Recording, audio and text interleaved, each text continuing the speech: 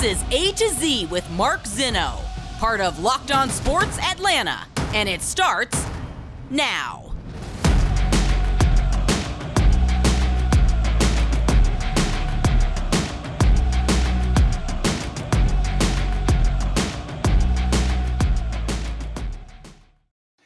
Good afternoon. Welcome to A to Z here on Locked On Sports Atlanta, where today I tell you, dominate on three. 1, 2, 3, dominate. Yeah, welcome in. We are live here on this Wednesday, and what a beautiful Wednesday it is as the Braves win. Again, we'll get to that coming up in a moment. We got a lot to get to today on the show. Some big news surrounding the college football playoff right here in Atlanta as well. Some NFL news and a policy I still don't understand that exists, along with a quarterback taking out his wide receivers, plus more from the meeting of the PGA and Live Golf. We'll get to that before the end of the show here. Lots to do. Make sure you guys give us a follow on Twitter at LockedOnATL. Of course, I'm at Mark Zinno, MarkZinno. And don't forget to subscribe to our YouTube channel. Give that thumbs up. Hit that subscribe button. We continue to grow, and we thank you guys for being part of Locked On ATL and what we're doing here every single day, the entire platform, all the shows. Appreciate the love and support, and we'll keep it up, man. Just keep following along. So, let's get to the Atlanta Braves. Speaking of love and support, I mean, how much more can you say about the performance the Braves put on last night? And my guy, Charlie Morton, my guy. All right, it's probably a little bit late for me to anoint him my guy, but still, nonetheless, dominating. And I mean, dominating performance from Charlie Morton. 6 2/3, 3 hits, 12 strikeouts, just 1 walk, 97 pitches. I mean, he was every bit as good as you wanted him to be. He was every bit as good as you want a playoff type starter to be in a big series. Make no excuses for the Mets. Make no bones about it. The Braves have dominated both the games in this series, now outscoring the Mets 18-1 over the course of the first 2 games. They got timely hitting. Robbie Grossman finally, put the bat on the ball, gave them a 1-0 lead. Matt Olson hit a moonshot. I mean, a freaking moonshot. Over the chop house. And by the way, full disclosure, I was actually at the game last night. I will say this much. I was a little surprised it wasn't a sellout. And I don't want to sit here and bash Atlanta and the fans and everything. We've seen this before. We know how this story goes. But I would have thought, walking in, it was going to be a sellout. And it was not. So make of that what you will. I don't think it's anything to even, sniff at. Just a little surprising. That's all. But in the big picture, the Mets lead over the Braves now down to 3.5 games. Now, we talked about this prior to the seasons, to the series starting. Splitting the series does nothing for the Braves. It really doesn't. They've got to take 3 out of 4. And they have also got to be able to show that they can beat Scherzer and DeGrom. You're going to get Scherzer tomorrow night against Jake Odorizzi. Yeah. I mean, it's, it's going to be tough. It is going to be tough because the pitching matchup is heavily in favor of the Mets. Now, if the Braves are going to end up beating Scherzer, they're going to have to get some timely hitting. They're going to have to do everything they did last night. And by the way, Ronald Acuna walked 4 times in the game last night. So he didn't have an official at-bat. But, yeah, I'll take that again against Scherzer. I'll put Ronald Acuna on base against Scherzer. By the way, he's caught stealing twice as well.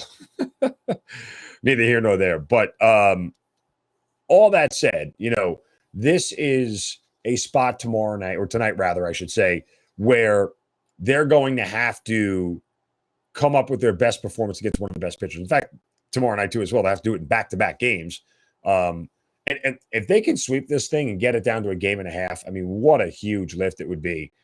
And the collapsed birds will start coming out for all the Mets fans out there. They'll start chirping at them all the way. I mean, this is as desperate as a game as you can get for the New York Mets coming up in this series. So I think it's going to be very, very telling to see how the Braves start. If they can get out early, hits beget more hits, good plays get more good plays. And, the Braves are feeling it right now. After the last 2 starts that they've gotten from Strider and Morton, they'll send Odorizzi to the mound. They know they can play with this team, but not losing the last 2 games of this series would be huge for the Braves. All right, we're going to get to some news involving Atlanta and the college football playoff. But first, a word from our friends at Dave. Level with me, folks. We've all been in this situation at some point in our lives. A little tight on cash. Maybe you need to put some extra gallons of gas in your tank, or you got to save the date card. You got to buy a new gift for somebody. That's where Dave can help. If you live paycheck to paycheck and are struggling to make ends meet, it can be really stressful when unexpected expenses come up. Now, Dave can help you get out of a pinch when you really need it. Dave's the banking app that can help you get up to $500 instantly with extra cash. That's more money to fill your tank. Again, catch up on bills, finally tackle those expenses that you've been stressing over without any hangups. No interest, no credit check needed. Millions of people have already downloaded the Dave app and got the financial relief that they need with extra cash. Download the Dave app from the App Store right now. That's DAVE. Sign up for an extra cash account and get up to $500 instantly. For terms and conditions, go to dave.com/legal. Instant transfer fees apply. Banking provided by Evolve, member FDIC. Okay, big news yesterday for the city of Atlanta and the college football playoff. Why? Drum roll. You probably figured this out by now. But the college football playoff championship game is coming back to Atlanta and Mercedes-Benz Stadium in 2025. Now, according to Mr. Hancock, who is the executive director, Bill Hancock, of the college football playoff, he applauded Atlanta for how great of a city this is to hold events. He told the AJC, every event I've done in Atlanta has been a home run. They looked at a couple of other big venues, including Las Vegas, but they were automatically ruled out early because of a scheduling conflict with a major convention in town. So they looked at several cities, but quickly wound up focusing on Atlanta, according to Bill Hancock. And look, it was here in 2018. This is the first city to be a repeat city for the college football playoff national championship. And as we know, Atlanta is a great event city. In 2018, the host committee budgeted about $12.5 million, was funded by the city's hotel motel tax that's designated to attract major events. 2025 will be 14 to 15 million in that range, also funded by the tax. And Hancock did give a huge thanks to Arthur Blank, obviously, for hosting the event and allowing his venue to be open for the event, because it is they don't have it without it. And look, of course, Arthur Blank renting out his glorious $2.2 billion cinnamon bun will help pay for some of that. So I don't think it was really that tough of a sell for Arthur if the college football playoff wants to come back here. But again, it's great to have it in Atlanta. It's great to have it in this city. It's great to have more huge events coming here to Atlanta, because that's part of what makes this city so great. It's part of what makes it special. There is absolutely a environment in Atlanta like no other when it comes to hosting major events, which is why it's done over and over and over again. Who'll be playing in the college football playoff of 2025? Nobody knows. Georgia played in the last one. Maybe they'll play in this one. Who knows? But it's going to be a lot of fun, and certainly something to look forward to. Coming up on what now? I don't know. 2 years and 6 months down the road, feels like, right? Somewhere in that range. 2024, another 6 months, January, somewhere in that range. Yeah. So early in 2025. All right. Coming up next. I still can't believe this is a policy in the NFL, because I thought it's not anymore. And why would a quarterback take shots at their own wide receivers? We'll do that next right here on A to Z on Locked On Sports Atlanta, free on YouTube and wherever you get your podcast. Search Locked On Sports.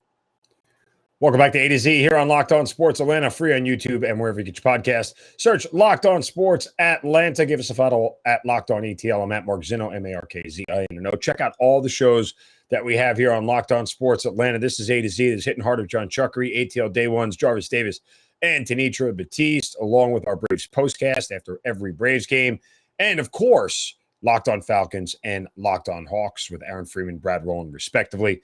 An entire great lineup here, and we appreciate you guys joining us each and every day and making this part of your daily sports listen for Atlanta sports. So, again, subscribe to that YouTube channel. Coming up on 3,000 subscribers on our YouTube channel and growing very fast, and we thank you for that. All right. A quarterback insults his wide receivers. We'll get to that in a moment. But I don't know why this is still a policy in the NFL, but it is. In case you just saw, there was a little headline that came across last night from Adam Schefter saying Drew Lock, he's going to miss Thursday's start after testing positive for COVID-19. I did not realize I thought the NFL got rid of this. I didn't realize the NFL is still benching people for COVID. Like I thought that we did this whole vaccination thing and we did this whole, no more testing thing and everything else. Like I am perplexed as to how this actually became an issue. And don't get me wrong here. Let's not get it twisted. I'm not sitting here talking about COVID being dangerous or not. Like, that's a different conversation. What I'm saying here at this point is that the NFL at this point now has taken enough precautions. They have put enough standards in, and they have followed enough guidelines to understand that, okay, there are players who are going to have COVID and have no symptoms and go out and play. Why? Because nobody has to be tested to go out and play. Right? Like, testing isn't a thing anymore. You don't need to be tested. Nobody needs to be tested. You choose to get tested, or if you have symptoms, you get tested. Now, it doesn't say anything about him having symptoms or anything like that. And the problem is that this should be a team decision, not an NFL decision. And I had people clap back at me on Twitter. Oh, you probably don't want to get 80 guys in a locker room sick. Have you ever been in a locker room? There's a manner of diseases running around. It's a sweat box full of dirty, sweaty people. Like, I get it. But we're at this point right now where Drew Lock is a vaccinated player who's already had COVID and was already benched for having COVID a couple of years ago, and also benched for being a, quote, close contact. And now he's a guy in the middle of a quarterback competition in a preseason game that he was supposed to start. And now he's not going to be able to start, possibly costing him the chance to be a starter in this league because of a policy the NFL has that shouldn't be a policy. This should be up to the teams, period. That's it. Like, what are we doing? We have acknowledged that COVID may go through an NFL locker room. Okay, guys are sick and they don't feel good, don't play. Guys can play with the flu. They can play with strep throat. They can play with a headache. I mean, and again, don't give me, they could kill you, whatever. Like, I'm not minimizing that, but I'm just literally saying that you can't have a policy about when a player is sick and can't play for one thing and not for another. This shouldn't be a policy anymore in the NFL. I'm sorry, it just shouldn't be. At this point, we are not being smart about how this thing goes. And again, this could be taking, you want to make an argument here, and it's probably a lot of bridges to connect or a lot of dots to connect and a bridge too far maybe, but you could possibly be taking money out of Drew Lock's pocket. Wins a starting job, goes on, Seattle has a winning season, and he gets a new contract. We may never know if he's going to be good enough because he's not going to play in the game. Right? Like, he's not. I would love to know more about how and why he was tested. Again, and I fully support if he wanted to get tested because he didn't feel good and wanted to make sure, and he's choosing to sit out, fine. That's a personal decision. I support that. I don't support the league enforcing this at this point. You have stopped testing, so at this point you are acknowledging that players will get it, be asymptomatic, and be able to go out on a football field and play. Then why are you still enforcing a policy? You're allowing the risk in one part, but not allowing it on another. It's inconsistent, and I don't like it. You can get mad at me. You tell me I'm an idiot. Tell me I don't know anything about disease, whatever. What I do know is that this policy is uneven. It's arbitrary, and it doesn't solve the problem. You're not minimizing COVID from getting through a locker room. You're not. Because guess what? Nobody else close contact is being forced to sit. Not that I've read. I mean, he's been running around 90 guys for the better part of 3 weeks now. So, excuse me, what's the big deal? I don't get it. It's a very weird thing that we're still dealing with this, to say the least. All right, a quarterback who insults his wide receivers in a moment. First, a word from our friends at betonline.net, the fastest and easiest way to check in on all your betting needs. Find your favorite sports and events at the #1 online source for all of your odds, lines, and games. Find reviews and news of every league, including Major League Baseball, NFL, NBA, NHL, combat sports, esports, and even golf. BetOnline continues to be the top online resource for all your sports wagering information. From live in-game betting, scores, and podcasts, they've got you covered. Head to BetOnline today or use your mobile device to learn more about the action happening today. BetOnline, where the game starts. And I can't wait. Honestly, as a bettor, I can't wait for football to get here. I am so tired of betting baseball. It's driving me nuts. It's such a grind. And you guys ever play blackjack? Blackjack is a grind, which is why I don't like it. I'll play it in the casino, but I don't like it. But it's just, win 3 hands, lose 2 hands, win 2 hands, lose 3 hands, win a hand, lose 2, win 2, lose. Like, it's just, oh my God. It's hard to make money that way, man. Not like the NFL's any easier, but at least it's only once a week. Well, in this case, 3 times a week: Thursday, Sunday, Monday. So there is that. All right. A quarterback insulting his wide receivers. That would be Aaron Rodgers talking about to a group of his young pass catchers. Rodgers called out his teammates to the media. Quote, the young guys, especially the young receivers, we've got to be way more consistent. A lot of drops, a lot of bad route decisions, running the wrong route. We've got to get better in that area. I got to tell you, I'm okay with Rodgers doing this. I know Rodgers got like an aloof attitude that nobody really likes, and he's strange, and he's, very much a guy that a lot of us like to malign for a variety of different reasons that have nothing to do with football. But purely in a football sense, yeah, those guys need to get better. He has every right to call him out. I don't have an issue with it. I don't think he's wrong for doing it. These are young guys in the league. He didn't call out Randall Cobb. He didn't call out Alan Lazard. He didn't call out Sammy Watkins, veteran guys who clearly can be relied on to catch the ball. He called out the young guys. Why? Because he knows he's going to need them. Randall Cobb's often hurt. Sammy Watkins is old. And Alan Lazard is only one guy. So these guys at some point are going to have to step up. And Rodgers has every right to sit there and call them out and tell them, be better, or you're not going to be here. That shouldn't surprise anybody. It's not really like a hard thing to understand. But again, we'll hate Aaron Rodgers. And this becomes a headline because it's Aaron Rodgers. I get it. And if you want to make it more than what it is, knock yourself out. I don't. I mean, there are guys who do it in a more tactful way, but that's never been Aaron Rodgers. Matt Ryan has done it here. Listen, hey, some of those balls are my fault, and we need to get him here. Like, you tap dance around it when we all could see. Wide receiver made a mistake. Matt's not that guy. Aaron Rodgers is, and that's fine. It's back to that old adage. We always want honesty from our athletes, and then when we get it, how dare you say that? It's just ridiculous. No, you're being a little ridiculous. He's 100% right to call these guys out. If they can't get better fast, that's also him telling the front office, hey, these guys aren't good. And if they don't get better fast, you better solve this problem for us. Odell Beckham Jr. That's just my guess. OBJ ends up in a Packer uniform. If not a Ravens, one or the other. Those are probably my 2 best guesses as to where he goes. It might not be till the regular season starts, but just because it's cheaper that way against the cap and everything else, and none of the money's guaranteed. So there's flexibility there for teams. That's probably what everybody's waiting on. That and to see, make sure that his knee is 100%. Remember, it was the Super Bowl that he tore his ACL, which is, still, I don't know, less than 7 months ago or about 7 months ago. So they're going to have to find somebody soon if these guys can't get on the same page with Aaron Rodgers. All right, speaking of being on the same page, that's the PGA right now. It's Tiger Woods that come in and try to save them.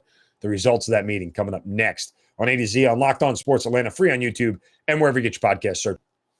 Final segment of A to Z here on Locked On Sports Atlanta, free on YouTube and wherever you get your podcast. Search Locked On Sports Atlanta. Give me a follow on Twitter at Mark Zinno, MarkZinno. Of course, follow the show at Locked On ATL. Before we get to the meeting, and guess what, folks? There's another meeting coming. But the meeting that happened yesterday and the meeting that will happen today, before we get to all that excitement about the meetings, I hope somebody brought donuts. Let's get to a shovel of wisdom. Brace yourselves, because it's time for the shovel of wisdom.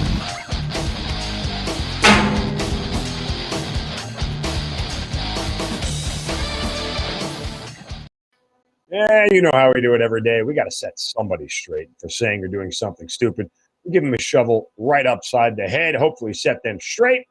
And you can do so on my Twitter account at Mark Zinno, MarkZinno. Just use the hashtag shovel of wisdom.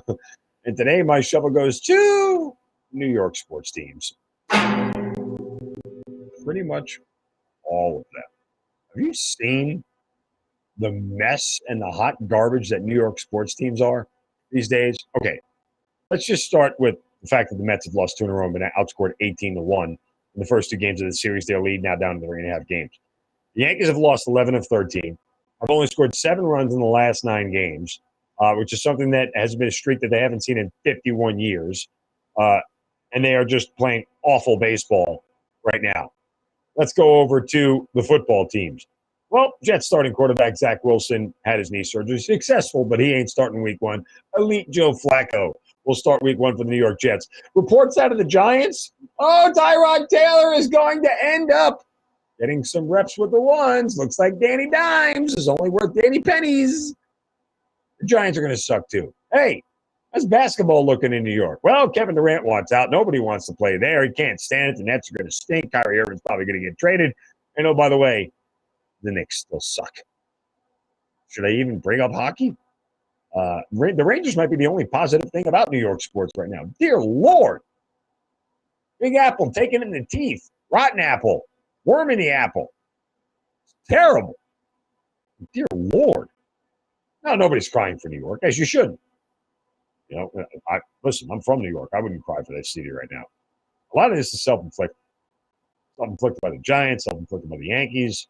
The Mets are still good. The Mets are, they're going to go to the playoffs. It's been a bad 2 days. Bad last 2 days for them in Atlanta. So, being outscored 18-1, not good. Not good. Not going to do it because it's not good. Not good at all. All right. Before we get to the meeting, the meeting. First, a word from our friends at Coffee AM. What a great thing to bring to the meeting. Coffee AM, the freshest coffee around. Why? Because they roast and ship their coffees all on the same day or close to it. And Coffee AM is simply the best small batch roaster in America. And they're right here in Atlanta. I mean, the coffee is off the charts good, guys, and it's from around the world. A specialty grade, current crop. That's all they roast, and it comes from all over the world. Tanzania, Sumatra, Kenya, places you haven't heard of. Doesn't matter because the coffee is delicious. When you open the box, the smell is just going to knock you right on your backside. Organic, fair trade, direct trade, expertly crafted blends, espressos, flavored coffees, gourmet teas, and a whole lot more. And they're roasted right here in our backyard in Georgia. Go to coffeeam.com/lockedon today and take a look at their full menu. Coffees, teas, and gift sets. That's coffeeam.com/lockedon. Use the coupon code LOCKEDON at checkout to get 15% off your first order of coffees, teas, and gift sets. Coffee AM, the best small batch coffee roaster in America. Okay. I went off on this yesterday, the meeting that they had. I'm sorry, it was what day is it? Yeah, it was yesterday because the meeting was today. They'll have another meeting tomorrow. Or I'm getting confused. The meeting was, but let's just do this with days. They had a meeting on Tuesday. They're having another meeting on Wednesday. There we go. Days confused. Dear Lord, somebody get me a calendar. So they had that. Tiger Woods rolled into Wilmington, Delaware, the site of the BMW Championship, the second, playoff event during the FedEx Playoff Cup Series. And Tiger Woods went in there and met with the top 20 golfers in the world to have a meeting to get them all on the same page. And have a conversation. Now, apparently, Ricky Fowler was with him, okay, including in the meeting were Justin Thomas, Rory McIlroy, Jordan Spieth, and a whole bunch of others. Now, of course, one player is, again, leaking all this stuff to the media. I don't know who it is, but quote from the player, it was about the top players getting on the same page. It was a good meeting. Not at the meeting, however, was Jay Monahan, the commissioner of the PGA, and he's going to meet with the players today in an informal question and answer session. So, and part of this whole thing was that the players, are expected to take their suggestions on how to better the tour to Commissioner Jay Monahan and the other tour advisors. Start with the suggestion of guaranteed money like Live Golf. Start with that suggestion. Because the format you're using, I don't know how many times I got to say this, the format you're using, PGA, doesn't compare to the format Live Golf is using. Guaranteed money, less work, more money. You got to get in that range. Otherwise, you're going to keep losing golf. I'm not sure why this is really that difficult to understand. I'm not sure why there is such resistance to this. The PGA makes money hand over stinking fist. And the idea that they're being so cheap with it is beyond. Why you've lost Dustin Johnson, Bubba Watson, Bryson DeChambeau, Brooks Koepka, Phil Mickelson, Cameron Smith now. I mean, like, how many more do you want to keep losing? The biggest names in golf are all going over because it's a better deal. And if the PGA, the best they can do is throw out a little extra prize money or something, they're going to end up losing. They're going to end up losing. And while all these guys are sitting there having this meeting, the absolute worst thing that could come out of this meeting is all these suggestions that they have, when they don't do any of them, or they only do them half-assed, guess what? You're going to force people out the door even more. They're going to say, we came to you. We told you what to do, and you didn't do it. So I'm curious to know, and why this player hasn't said, what are some of these great ideas that you have? Because my great idea would be, give us something similar to Live Golf. We'll be fine. That's the answer. That is 100% the answer. And I don't know that there should be another answer to it. But again, we'll see. There doesn't feel like there is this coalescing, sort of camaraderie that everybody wants to back the PGA. And I told you yesterday, all these guys aren't the same as Tiger Woods. They're not. Tiger's a different animal. Rory, JT, Jordan Spieth, not the same. Not the same. Sure, they're fine. But so were Bubba Watson, Dustin Johnson, Brooks Koepka. They went over because it was a better deal. That's it. I mean, you don't have to overcomplicate this. You really, really don't. Excuse me.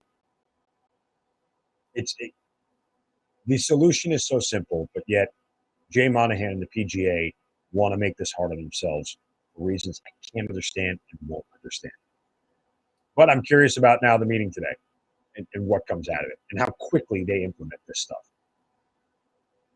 I mean, you probably have until the end of the season, which is coming up, right? Once the FedEx Cup playoffs are over, that Tour Championship, you're done. So that being said, they only got a couple of weeks left to get this thing figured out and what they want to do before the offseason of next year. See if they're smart enough. I doubt it. I'd bet against it that they're smart enough to figure this out because they've shown nothing to believe that they are to this point. All right, that'll do it for us here on this Wednesday. Hope you guys have a wonderful day. Hit me up on Twitter again at Mark Zinno. Thanks for making A to Z your first listen. Make ATL Day Ones with Jarvis Davis and Tanisha Batiste your next listen right here on Locked On Sports Atlanta. You guys have a great day. Don't take crap from anybody. See you.